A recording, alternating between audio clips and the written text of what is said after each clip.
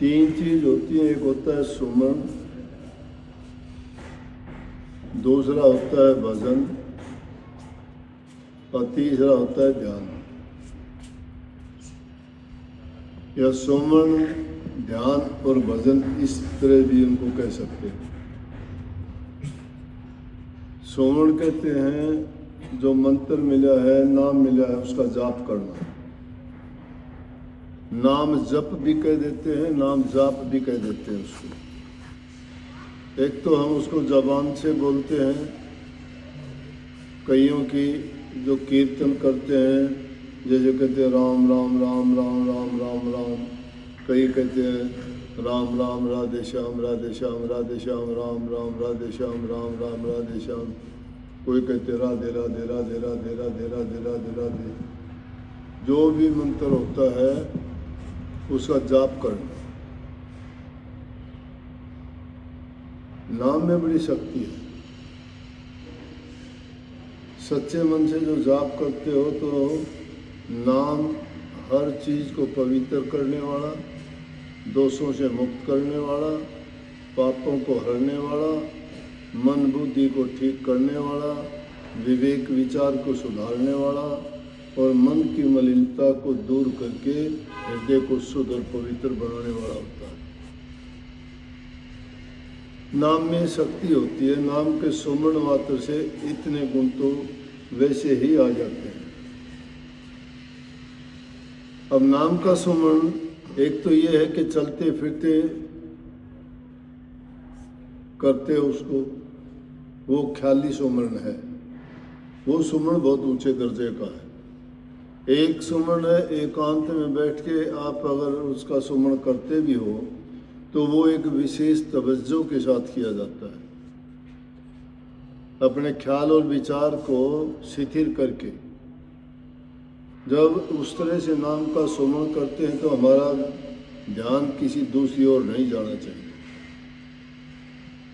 इसीलिए संतों ने दूसरी चीज जो ध्यान साथ में जोड़ दी गई, वो ध्यान नाम के साथ इसलिए जोड़ दी गई कि जो ही नाम का सुमरण करते हैं उसके साथ ध्यान भी करते हैं तो ध्यान करने से हमारी मन की एकाग्रता होती है और नाम का सुमरण जो चलता रहता है वो अजबा जाप बन जाता है। लगातार उसके अभ्यास करते रहने से वो नाम अपने आप कुछ दिन के बाद में जब पक्का हो जाता है, सुमरण करते करते वो हमारे अंदर मन में समा जाता है, रोम रोम में।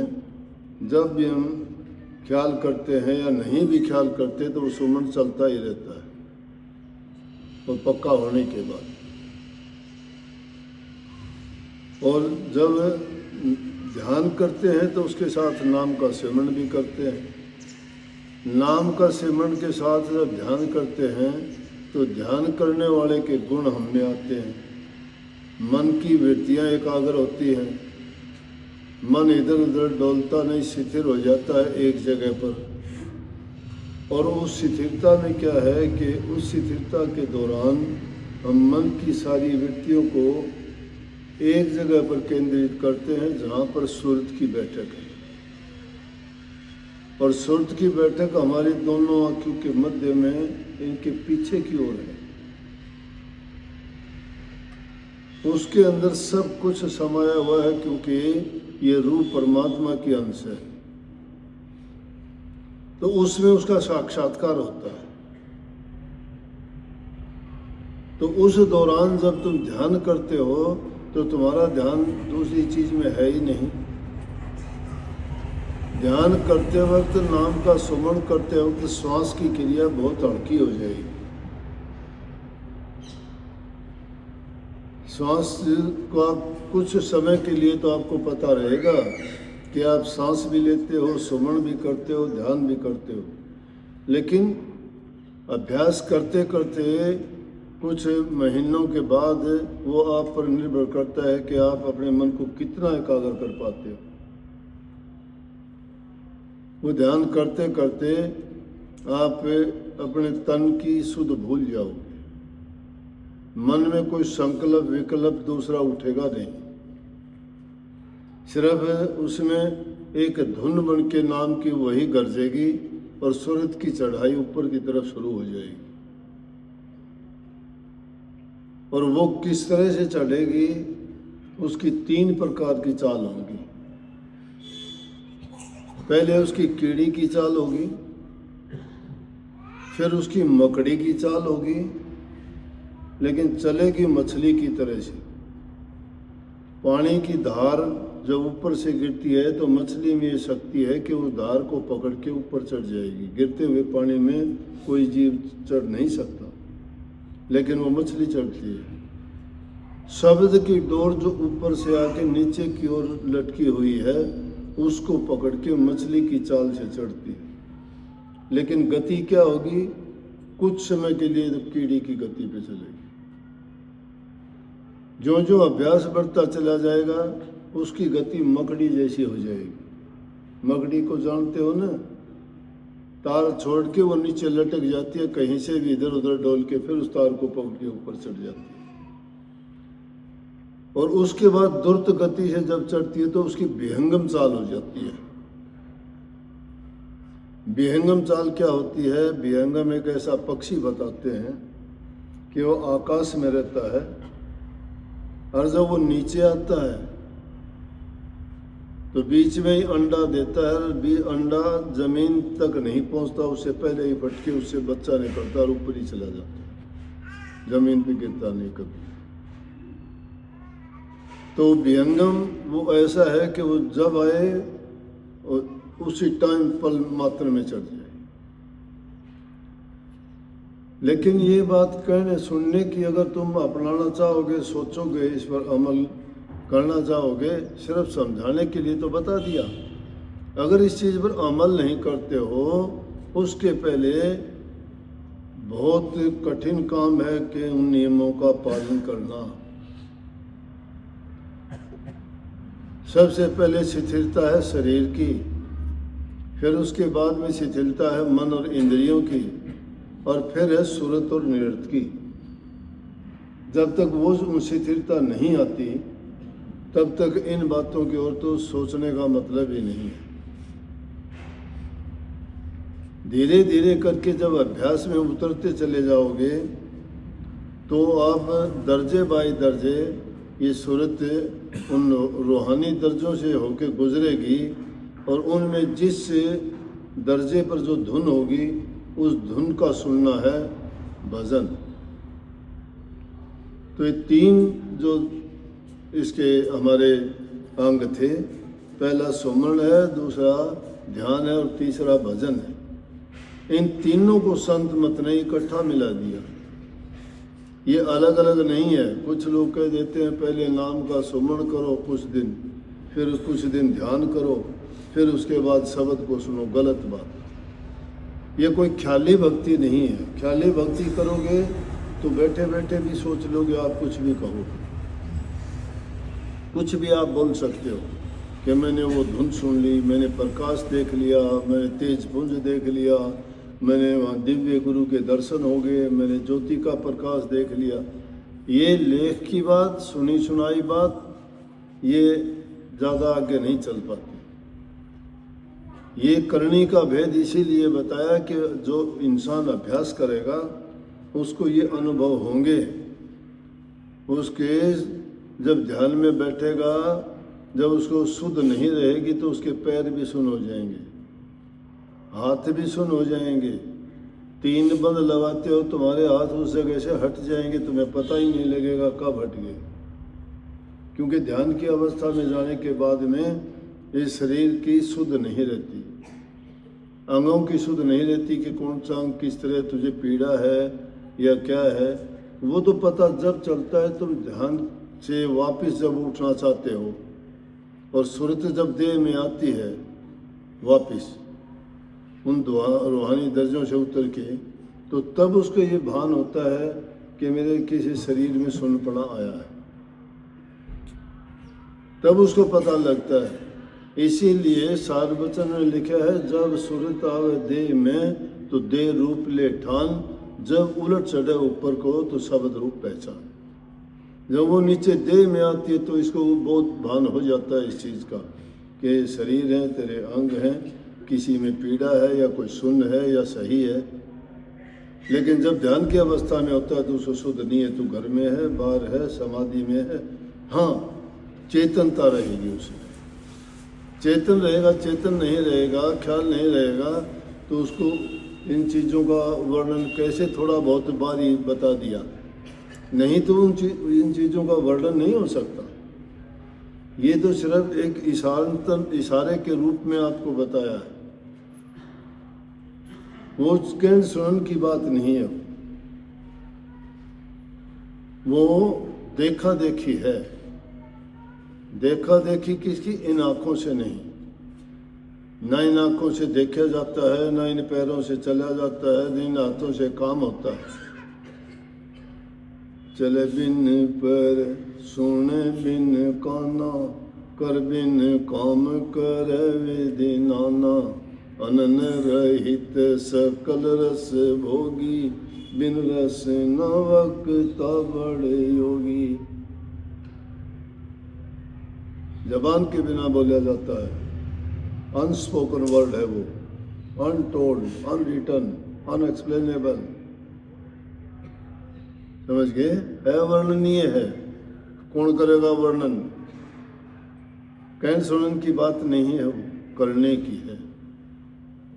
किया जाएगा अभ्यास करने से। आदमी को अपना मूल चूल परिवर्तन करना पड़ेगा। दुनियादारी की उलझना में और माया के जंजाल और जालों में जो फंसे हुए हैं, उससे पहले सुलझ के फिर अंदर की ओर रास्ता मुड़ेगा। एक तरफ दुनियादारी का हाईवे पड़ा है और दूसरी तरफ वो संकरी गली है जिसमें तलवार से भी तेज धार के ऊपर चल रहा है। थोड़ा सा भी डगमगाता है, गिर जाता है। लेकिन हर चीज में, रूहानियत में गुरु की मर्जी, गुरु की आज्ञा, गुरु के विश्वास और श्रद्धा के बिना कदम भी नहीं चल सकता। वहाँ अपनी चालाकी, अपनी होशियारी नहीं चलती। गुरु की प्रीत कर पहले बहुरघट शब्द को सुनना। पहले गुरु की प्रीति करो। प्रीति उसकी प्रतीति से आएगी। प्रीति कहते हैं प्यार को, प्रतीति कहते हैं विश्वास को। जब तक तुम्हारा विश्वास नहीं है, प्रीति नहीं होगी। प्रीति जब तक नहीं करोगे तो विश्वास किसका करोगे? इसीलिए इसको भक्ति मार्ग को प्रेम मार्ग कहा है। सारे मार्ग प्रेम के हैं। जहाँ प्रेम होता है इंसान सब कुछ भूल जाता है, परवाह नहीं करता। कोई कानून नहीं, कोई नियम नहीं, कोई मर्यादा नहीं, कोई अनुशासन नहीं, प्रेम में बह जाता है। तो सच्चा प्रेम तो दुनियादारी की चीज़ों में नहीं, सच्चा प्रेम तो सतगुरु से है, जो हमारे कल्याण का, जो हमारे हित का, जो हमारे इस दुनिया के जंजाल से मुक्त करवाने का रास्ता है, वो देता है। वो कदम कदम पर संभाल करता है। इसलिए गुरु का ध्यान कर प्यारे, बिना इसके नहीं छूटना। ध्यान गुरु का करो, प्रतीति करो, प्रीति करो और दिन प्रतिदिन आगे बढ़ते जाओ। लगे रहोगे, पहुंच जाओगे। खोजोगे, पालोगे। लगे रहोगे, पहुंच जाओगे, खोजोगे, पालोगे, जागते रहोगे तो ये काम बने। सोवत डनर गए 84 जागतड़ा ने जुग जीता। जागने का मतलब है सतत प्रयास करना, कदम कदम पर मन की रखवाली करना। ये कहाँ बैक तो नहीं जाता है, कभी लोभ में, कभी लालच में, कभी स्वार्थ में, कभी किसी चीज़ में गिरते हुए देर नहीं लगती। प्रेम का मार्ग बड़ा बांका है, थोड़ा सा भी इसमें विक्षेप आ जाता है, टूट जाता है। रहीम जी कहते हैं, रहीमन धागा प्रेम का मत तोड़ो चटकाए, थोड़े से फिर मिले नहीं मिले गांठ पड़ जाए। अगर एक बार टूट जाता है तो गांठ पड़ जाती है उसमें, वो बात नहीं रहती। जुड़ जाता है लेकिन गांठ पड़ जाती है। तो किसी प्रकार का विक्षेप नहीं आना चाहिए। विक्षेप जब तो आता है कि गुरु लोभ विशेष लालची हो, यहाँ लालच और स्वार्थ के लिए तो आते हो तो विक्षेप पड़ेगा जरूर, पक्का। लेकिन जब तुम अपने स्वार्थ और हित को त्याग के आगे, तो तुम्हारा हित तो एक ही चीज में रह गया, फिर गिरावट का क्या मतलब है? टकराव ही नहीं है। टकराव तो इंसान का है स्वार्थ का, जब काम करता है, जब वो अपने लालच में गिर जाता है, जब लालच किसी को है नहीं। इसीलिए कबीर साहब ने, कबीर गुरु सबको चहर, गुरु को चहे न कोई, कि कबीर साहब कहते गुरु तो सबको चाहता है। अब सब बैठे हो के किसी के एक के कान में फूंक थोड़ी मारिए, सबको ज्ञान दिया है ना, लेकिन ज्ञान कौन लेगा? तुम अपने अपने मतलब से लोगे। जो जिज्ञासु हैं उनके लिए सब कुछ हो जाएगा, और जो लोग अज्ञानी हैं वो खाली के खाली जाएंगे, उनको ये बात मिथ्या लगेगी, उनको पता ही नहीं क्या बोल दिया, क्या कह दिया।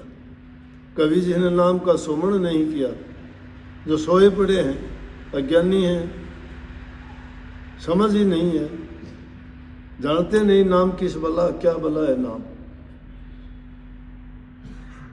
सुमरण तक नहीं करते, बैठ जाएंगे, बार बार गिरेंगे वो लोग, एक बार नहीं अनेकों बार गिरेंगे। कभी हुआ है यह? सच्चा नाता तो गुरु से, परमात्मा से जुड़ता है। ये दुनिया के नकली नाते हैं, आज तोड़ा कल को तोड़ दो। स्वार्थ के नाते हैं, टूट जाएंगे। अरे गुरु से स्वार्थ का नाता नहीं जोड़ा, कैसे टूट जाएगा? कोई धागे से नहीं बांधे तुम्हें, कोई लगन मुहूर्त नहीं निकाला उसका। अपने हित और कल्याण के लिए गुरु के पास गए, और गुरु हर बात में कल्याण करेगा, चाहे वो कठोर वचन कह के, चाहे आपको उपदेश के माध्यम से, चाहे तुम्हें प्यार करके, चाहे तुम्हें किसी भी तरह से भी गुरु तुम्हें सही रास्ते पे लाने के लिए श्याम दाम दंड भेद जो भी है सभी अपनाएगा, गिरने नहीं देगा। लेकिन काल का जीव नहीं मानता। काल का जीव कबू नहीं माने, चाहे लाख ज्ञान का थो उसके सामने। उसकी हालत तो उस लाख की समान है, जो आग के सामने जाती है तो पिघल जाती है, और आग से दूर होते ही कलटी कठोर चट्टान सी हो जाती है।